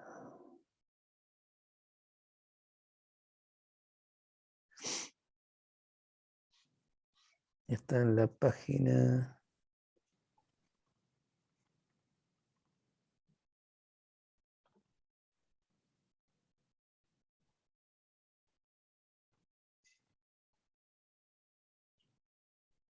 49. En la página 49, ahí hay la ecuación 5 es la forma de calcular el valor t, que es el que se usa para calcular la probabilidad como si fuese parte de una distribución t o de Student. Entonces, en este caso, la hipótesis nula nos dice que el coeficiente de correlación es igual a 0. Pero como habíamos dicho, 0 significa que no hay correlación, que no están asociadas esas dos variables, entonces queremos rechazarla. O sea, que dé menor que 0.05. Y efectivamente es lo que da, menor que 0.05.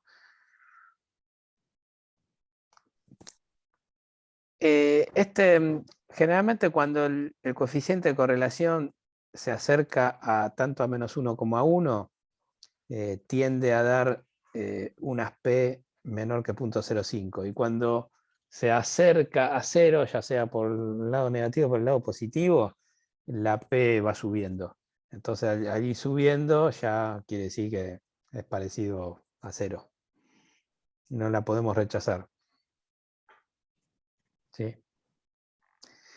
Y hay varios métodos de calcular el coeficiente de correlación. En el caso de números así continuos, como estamos viendo, el que se usa más es el de Pearson, pero hay otra forma como Kendall, hay otros métodos. ¿Sí? Y como vemos, da distinto el de Kendall que el de Pearson. Dan valores distintos, pero en los dos casos dio una P menor que 0.05. Con lo cual, como mínimo podemos decir que no es muy fuerte, pero hay. Porque para decir que es muy fuerte tendría que acercarse a -1 o a 1. Y 0.55 y 0.39 no están muy cerca. Entonces, aquí conceptualmente es importante ver que el análisis de correlación nos muestra el grado de asociación sin importarnos la dependencia. En cambio, en el análisis de regresión es muy importante la dependencia, y la dependencia se establece antes de hacer el análisis estadístico, sabiendo cómo son los datos.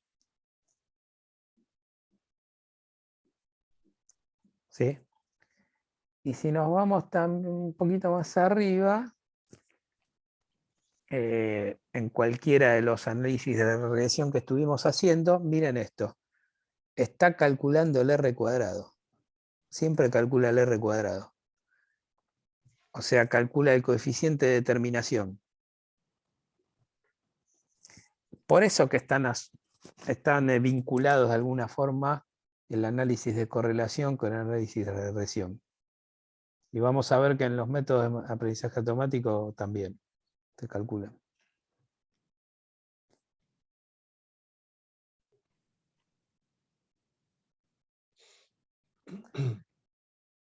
Bueno, entonces, ¿alguna pregunta de esto? ¿Vamos bien? Bueno, vamos a pasar al análisis de la covarianza. En el análisis de la covarianza, la idea es la siguiente. Nosotros tenemos, por ejemplo, veníamos usando datos de SBR en función de la edad. Pero también teníamos una columna más, que era el grupo. Algunos pertenecían a un grupo y otros pertenecían al otro. Al grupo C, control, y al grupo pacientes. Dos grupos. Entonces ahora puede ser que nuestra hipótesis sea la siguiente. Es ver cómo está asociada el SBR con la edad, teniendo en cuenta a qué grupo pertenece cada sujeto. Esa sería nuestra hipótesis investigativa. Entonces, si queremos hacer eso, si queremos ver cómo la variable dependiente SBR depende de la edad, pero también depende de qué grupo es, de dos grupos, tenemos que hacer un análisis que se denomina de covarianza. Y este análisis de covarianza es como un tipo de análisis de regresión, donde ahora en el modelo estadístico incluimos al grupo. O sea, decimos que SBR depende de la edad y depende del grupo.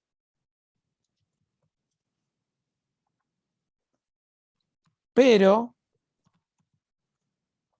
SBR es numérico, edad es numérico, pero grupo es dicotómico, porque hay dos valores nada más.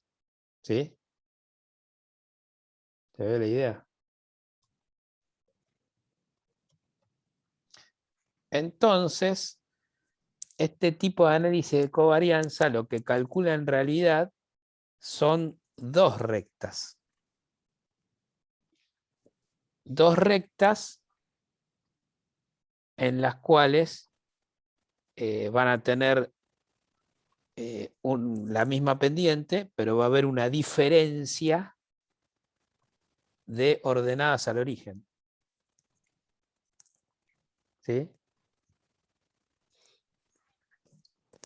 Entonces, lo que nosotros queremos acá ver es, por un lado, que la pendiente sea distinta de 0, y por otro lado, que la diferencia también sea distinta de 0.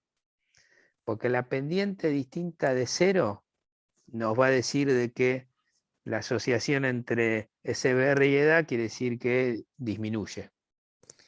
Y que la diferencia entre las dos rectas sea distinta de 0 nos dice que hay diferencias entre los dos grupos. Y es lo que nos da acá. ¿Sí?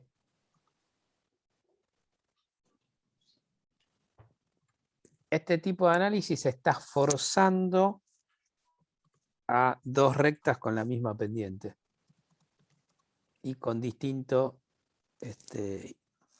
ordenada de origen. Por ejemplo, la ordenada al origen del grupo C es 7.84 y la del grupo P es 7.84 menos 1.34. Entonces, este valor es la diferencia que la está forzando como constante a lo largo de todas las edades. ¿Sí? Y por otro lado tenemos la pendiente. ¿Sí? Entonces, aquí es muy importante ver las P de las pruebas de hipótesis para cada coeficiente. Bueno, empezamos por el intercept, la ordenada de origen. Nos dio una P mucho menor que 0.05, quiere decir que es distinta de 0. Espectacular. La validamos. La pendiente también nos dio una P menor que 0.05, también la validamos, quiere decir que para ambos grupos SBR disminuye con el aumento de la edad. Y luego, la diferencia de la ordenada al origen también nos da una P menor que 0.05, con lo cual ahora, así concluimos que hay diferencia entre los dos grupos a lo largo de todas las edades. ¿Sí?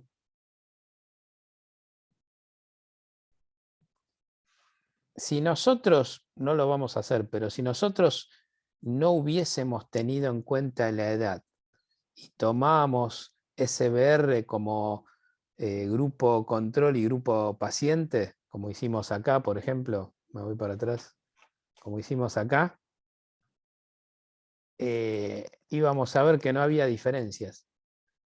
¿Por qué no iba a haber diferencias? Porque no iba a haber diferencias porque era como que achatábamos todo esto y lo poníamos todo esto todo junto, no teníamos en cuenta la edad, entonces iban a quedar muy mezclados los dos.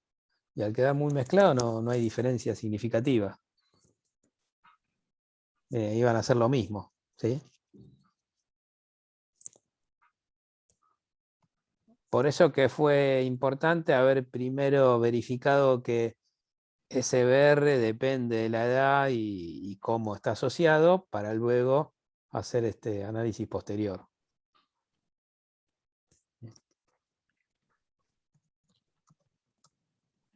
Bien, ¿alguna pregunta de esto? Sí, te hago una consulta. ¿Por Sí. qué te interesa forzar que las dos rectas tengan la misma pendiente? Una buena ¿No pregunta. podríamos tener dos rectas diferentes Sí, para los sí. dos grupos? Sí, podríamos, sí, no está mal hacer eso. Lo que pasa que es otra hipótesis, porque aquí la hipótesis es que hay diferencias, que hay una diferencia constante a lo largo de todas las edades. Porque acá estamos probando dos cosas. Primero, que SBR va disminuyendo cuando aumenta la edad. Y además estamos probando de que hay una diferencia constante del SBR a lo largo de todas las edades. Al mismo tiempo las dos cosas.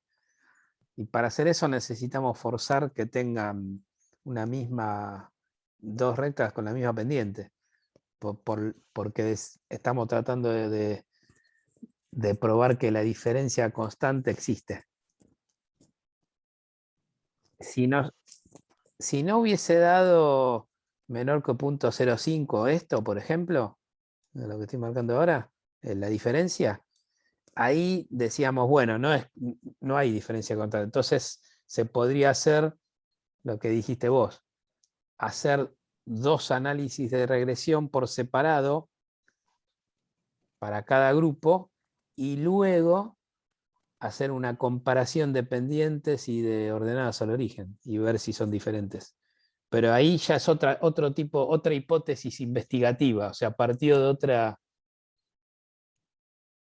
idea. ¿Se ve eso? Por eso, depende de dónde partimos nuestra idea investigativa para ver qué aplicamos.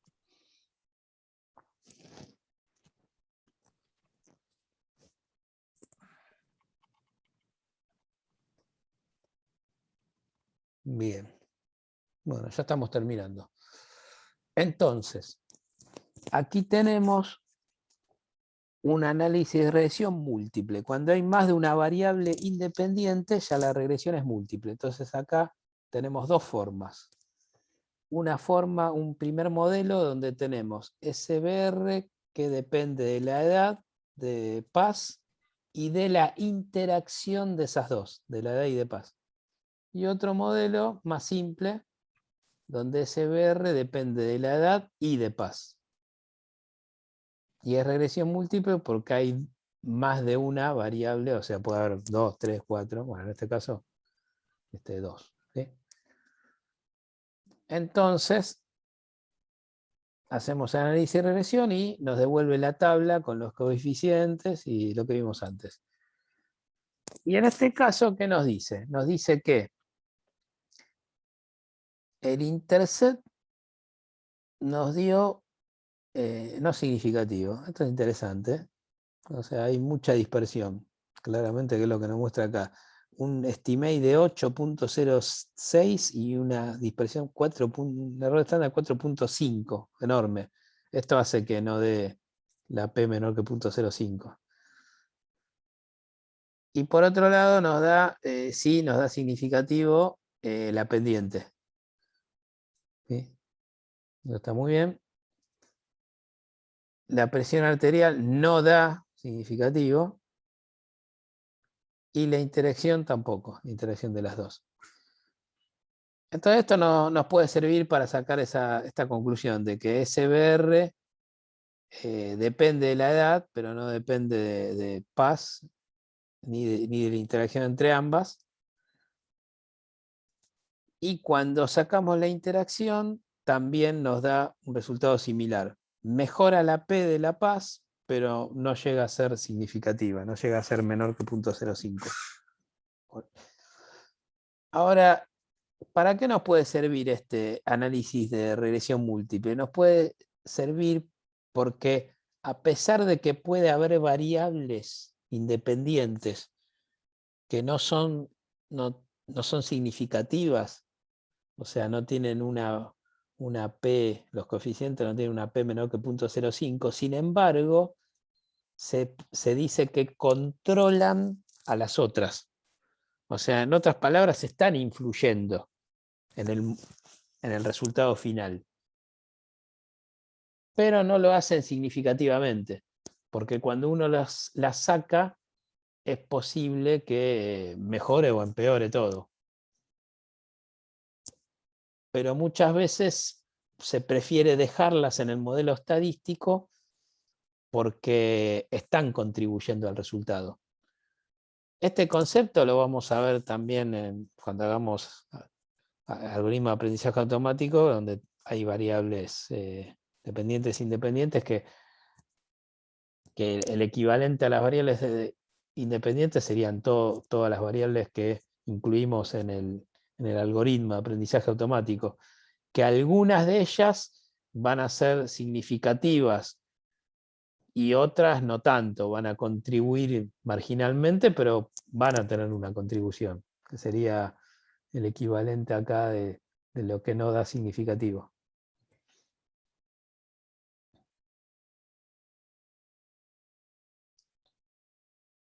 Y por último, vamos a ver regresión logística. Para ahí terminar la clase de hoy. Hasta ahora vimos regresión lineal.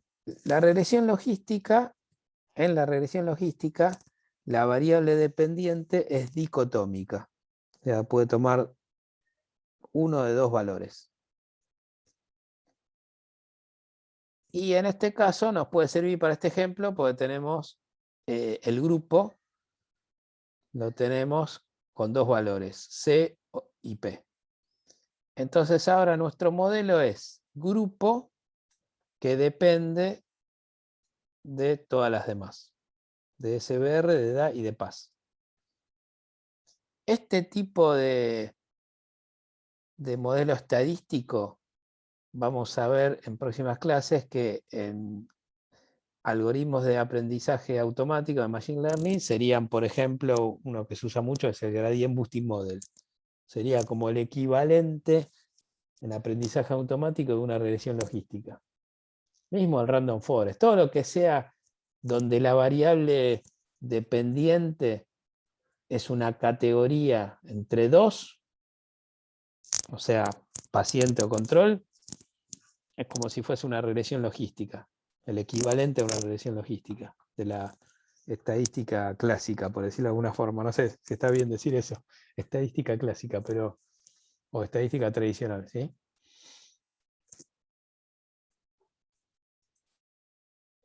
Entonces, en este caso, la función que se puede usar en R es General Linear Model, GLM, y le decimos que la familia de datos binomial para decirle que queremos hacer regresión logística.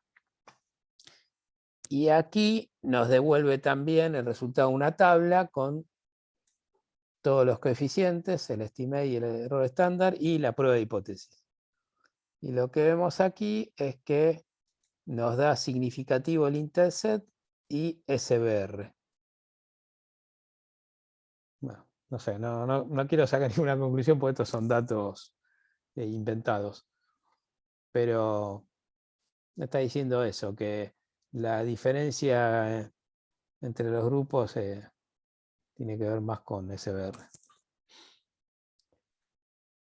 Bueno, ¿alguna pregunta, respuesta? Sí, yo no entiendo qué es en el código el signo pesos y la virgulilla es que está al lado del grupo B. El signo pesos es la forma que tenemos de acceder a una columna dentro de un data frame. O sea, tenemos el data frame pass.sbr y acá accedemos a la columna grupo. Eso es el pesos. Ajá. Es la sintaxis del lenguaje R. Ok, y donde dice grupo B, hay un símbolo parecido al igual que significa eso. Donde dice grupo B, ¿dónde? No, más abajo. Ese, Ah, ahí. este. Bueno, Sí. esto tiene, porque esto quiere decir como en matemática, decir como aproximado, porque ¿qué pasa? En realidad, en rigor, matemáticamente no podés decir grupo B igual a SBR más edad, porque no es igual. Entonces se dice aproximado. Es la sintaxis también.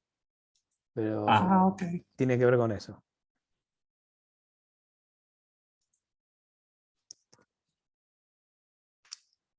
Es el simbolito, yo le digo el simbolito de alterna. Que está en algunos teclados, no está, ¿eh? Muñuflo también ese. Bueno. Sí. Sí, es como el tilde de la ñ. También, es igual. Bueno, bien. Bueno, entonces voy a cortar aquí la grabación, así pasamos a la parte de consultas.